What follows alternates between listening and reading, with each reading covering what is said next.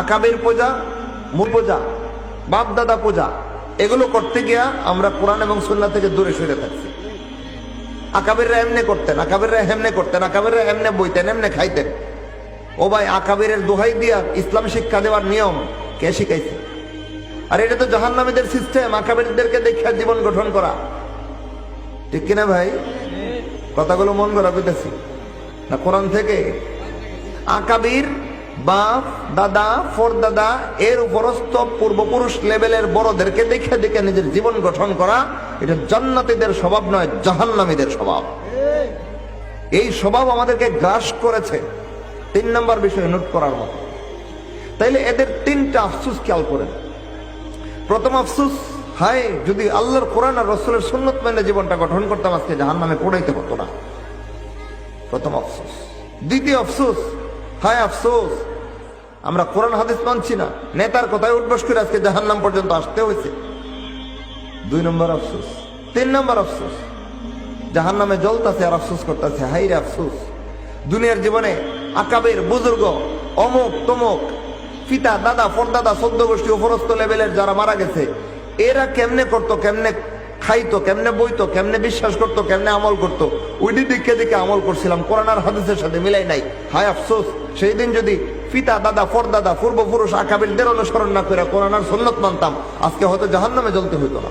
দল জাহান্নামের আলোচনা করেছেন, বলতেছেন জাহান্নামের আগুনে যেই দিন তাদেরকে উলট পালট করে ভেজে ফেলা হবে, পুড়ে ফেলা হবে, তখন তারা আগুনে জ্বলতে থাকবে আর বলতে থাকবে, হায় আফসোস দুনিয়ার জীবনে যদি আমরা আল্লাহর আনুগত্য করে জীবন সাজাইতাম, আল্লাহর কোরআন মান্যা জীবন গঠন করতাম, আর আল্লাহর রসুলের অনুসরণ করে জীবন কাটাইতাম, রসুলের সুন্নত মান্যা জীবন কাটাইতাম, তাহলে আজকে হয়তো জাহান্নামের আগুনে এভাবে জ্বলতে হতো না। কিন্তু এরপরে আফসোস করে বলবে, আল্লাহ আমরা তো দুনিয়ার জীবনে আপনার আনুগত্য, আপনার কোরআন অনুসরণ করি নাই, আপনার রসুলের অনুসরণ, রসুলের সুন্নত মান্যা জীবন গঠন করি নাই। কি করছি?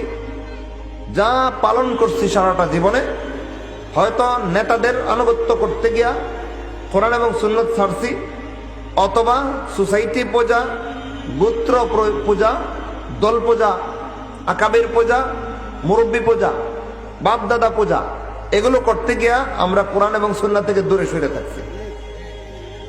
কারা বলবে? জান্নাতীরা বলবে না জাহান্নামীরা? কি কি বলবে কথাগুলো নোট করেন। প্রথমেই বলবে, আল্লাহ আফসোস দুনিয়াতে থাকতে যদি আপনার কোরআন মান্য জীবনটা গঠন করতাম, ইস আজকে মনে হয় জাহান্নামে জ্বলতে হইতো না।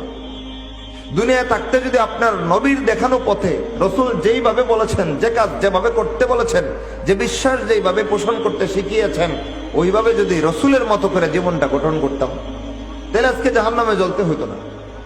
প্রথম কথাটা নোট করার মতো। আফসোস করতেছে আর কইতাছে, কোরআন আর হাদিস মাইনা যদি জীবন গঠন করতে পারতাম, তাই আজকে জাহান্নামে জ্বলতে হইতো না। এরপরে আবার আল্লাহর কাছে বলতেছে, আল্লাহ রব্বানা, হে আমাদের রব, আমরা কোরআন আর সুন্নাত মানি নাই, যে কারণে আজকে আমাদের এই অবস্থাটা হয়েছে। কি করছি আমরা? আমরা আতানা সাদাতানা, আমাদের সমাজ নেতা, এলাকার নেতা, রাষ্ট্রের নেতা, বিশ্বের নেতা, অমুক নেতা তমুক নেতার কথা মাইনা কোরআন হাদিস ছাইরা নেতা যেমনে কইছে এমনি উঠবস করছে। 2 নম্বর বিষয় নোট করার মতো। 3 নম্বর কইতাছে, ওয়াকুবারা আনা, আমাদের বড়দেরকে আনুগত্য করছে। কুবারা আনা আয় আকাবের, আমরা যারা আকাবের বলি, আকাবেররা এমনে করতেন, আকাবেররা হেমনে করতেন, আকাবেররা এমনে বইতেন, এমনে খাইতেন। ও ভাই, আকাবেরের দোহাই দিয়া ইসলাম শিক্ষা দেওয়ার নিয়ম কে শিখাইছে? আর এটা তো জাহান্নামীদের সিস্টেম, আকাবেরদেরকে দেখে জীবন গঠন করা। ঠিক কিনা ভাই? কথাগুলো মন করা পেতেছি না কোরআন থেকে? আকাবির বাপ দাদা ফরদাদা এর উপরস্থ পূর্বপুরুষ লেভেলের বড়দেরকে দেখে দেখে নিজের জীবন গঠন করা, এটা জান্নাতীদের স্বভাব নয়, জাহান্নামীদের স্বভাব। এই স্বভাব আমাদেরকে গ্রাস করেছে। 3 নম্বর বিষয় নোট করার মতো। তাইলে এদের 3টা আফসোস খেয়াল করেন। প্রথম আফসোস, হায় যদি আল্লাহর কোরআন আর রাসূলের সুন্নাত মেনে জীবনটা গঠন করতাম, আজকে জাহান্নামে পড়াইতে হতো না। প্রথম আফসোস। দ্বিতীয় আফসোস, হায় আফসোস আমরা কোরআন হাদিস মানছি না, নেতার কথায় উঠবস করে আজকে জাহান্নাম পর্যন্ত আসতে হয়েছে। 2 নম্বর আফসোস। 3 নম্বর আফসোস, জাহান্নামে জ্বলতাছে আর আফসোস করতেছে, হাই রে আফসোস। দুনিয়ার জীবনে আকাবের বুজুর্গ অমুক তমুক পিতা দাদা ফরদাদা 14 গোষ্ঠী উপরস্থ লেভেলের যারা মারা গেছে, এরা কেমনে করতো, কেমনে খাইতো, কেমনে বইতো, কেমনে বিশ্বাস করতো, কেমনে আমল করতো, ওইটি দিকে দিকে আমল করছিলাম, কোরআন আর হাদিসের সাথে মিলাই নাই। হায় আফসোস, সেই দিন যদি পিতা দাদা ফরদাদা পূর্বপুরুষ আকাবিরদের অনুসরণ না করে কোরআন আর সুন্নাত মানতাম, আজকে হয়তো জাহান্নামে জ্বলতে হইতো না।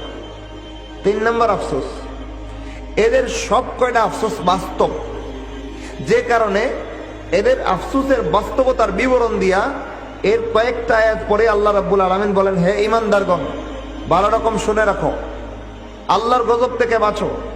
যেভাবে চললে আল্লাহ অপছন্দ করেন ওইভাবে চলো না, যেভাবে আমল করলে আল্লাহ গ্রহণ করেন না ওই আমল কইরো না। আমল আকীদা সব সাজাও আল্লাহর আনুগত্যে, আল্লাহর রসুলের অনুসরণে, তাহলে তোমরা আল্লাহর পছন্দের পাত্র হইতে পারবা, জান্নাতে যেতে পারবা। কিন্তু তোমরা যদি ওই ওদের মতো নেতাদের কথায় উঠবস করতে গিয়ে কোরআন হাদিস ছাইরা দাও, আকাবির বুজুর্গদেরকে মানতে গিয়ে কোরআন সুন্নাহর তোয়াক্কা না করো, তাইলে তুকাল্লাবু উজুহুহুম, যেভাবে তাদের চেহারাগুলোকে জাহান্নামের আগুনে উলট পালট করে বেঁচে ফেলা হয়েছে, তোমাদেরকে এমনটা করা হবে। এই সবগুলো কথা বোঝায় আল্লাহ বলেন ইত্তাকুল্লাহ, সুতরাং সাবধান, যা কিছু কইরা এরা জাহান্নামে জ্বলতাছে, তোমরা এগুলো করতে যাও না, আল্লাহর এই গজব থেকে বাঁচো। আর কি করো, কুলু কাওলান সাদীদা, সব সময় অর্থবহ সত্য কথা বলো। এরপরে আল্লাহ বলেন ইউসলিহু লাকুম আমালাকুম, তিনি তোমাদের আমলগুলোকে সংশোধন করে দিবেন। ওয়া ইয়াগফির লাকুম যুনুবাকুম, তোমাদের গুনাহগুলো তিনি ক্ষমা করে দিবেন। এরপরে আল্লাহ বলেন ওয়া মান ইউতিইল্লাহ ওয়ার রাসূল, যারা আল্লাহ এবং আল্লাহর রাসূলকে অনুগত করবে, অনুসরণ করবে, ফাকাদ ফাযা ফাওজান আযীমা, সে তো মহা সফল কাম হয়ে গেছে। এই যে এরা 3টা আফসোস করেছিল, প্রথম আফসোস ছিল হায় আফসোস, আমরা দুনিয়ার জীবনে যদি কোরআন আর সুন্নাত মেনে জীবন গঠন করতাম আজকে আমাদের অবস্থা হইতো না। দ্বিতীয় আফসোস, কিন্তু আমরা কোরআন সুন্নাহ মানে নাই, নেতাদের কথায় উঠবস করতে গিয়ে কোরআন সুন্নাহ ছাইরা দিছিলাম। 3 নম্বর আফসোস করবো আর কইব হায় রে আফসোস, দুনিয়ার জীবনে যদি কোরআন হাদিস মেনে চলতাম, কিন্তু কোরআন হাদিস না মাইনে আমরা পিতা দাদা পরদাদাদেরকে যে আমলে, যে রেওয়াজে, যে রসুমে, যে সমাজের প্রচলনের উপরে পাইছি, পিতা দাদাদের আনুগত্য করতে গিয়ে, আকাবের বুজুর্গদের আনুগত্য করতে গিয়ে ওইভাবেই চলে আসছি, যে কারণে আজকে আমাদের আমলগুলো বাতিল হয়ে গেছে আর ফলাফল জাহান্নামে চলে আসছে। আল্লাহ বলতেছেন সাবধান ঈমানদারগণ, আল্লাহর এই সমস্ত গজব থেকে বাঁচো। যে সমস্ত কর্মকাণ্ড করে তারা জাহান্নামের আগুনে জ্বলবে আর আফসোস করবে, তোমরা এরকম করো না। কি করবা? আল্লাহ এবং আল্লাহ রসুলের আনুগত্যে জীবন সাজাও, অনুসরণে জীবন গঠন করো। ফাকাদ ফাযা ফাওজান আযীমা, আল্লাহ বলতেছেন যে ব্যক্তি কোরআন আর হাদিস মাইন্না জীবন গঠন করবে, জীবনের প্রত্যেকটা আকীদায় বিশ্বাসে আল্লাহর কোরআনকে, রাসূলের সুন্নাতকে, প্রত্যেকটা আমল আখলাকে আল্লাহর কোরআনকে, রাসূলের সুন্নাতকে মানদণ্ড মাপকাঠি মাইন্না জীবন গঠন করবে, আল্লাহ বলতেছেন ফাকাদ ফাযা ফাওজান আযীমা, সে তো মহা সফল কাম হয়ে গেছে। আপনারা কি হতে চান? জাহান্নামের আগুনে ভস্মীভূত হতে চান না মহা সফল কাম হতে চান? যদি মহা সফল কাম হতে হয় তাহলে কোরআন হাদিস চাইরা নেতাদেরকে মানতে হইব, কোরআন হাদিস চাইরা আকাবের বুজুর্গ মানতে হইব। কি মানতে হইব? কোরআন এবং হাদিসকে মানতে হবে। হ্যাঁ, উপরস্থ ওলামায়ে কেরাম যাদেরকে আমরা আকাবের বলি, তারা যদি সঠিক পথের অনুসারী হয়ে থাকেন, তাদেরকে শ্রদ্ধা করা, সম্মান করা, তাদেরকে তুচ্ছ তাচ্ছিল্য অবজ্ঞা না করা, এটাও আমাদের ইমানি দায়িত্ব। কেন? কারণ তারা মুমিন ছিলেন, ঠিক কিনা ভাই? এক কথায় যারা মুমিন হবেন তারা আরেকজন মুমিনের নিন্দায় পড়বেন না।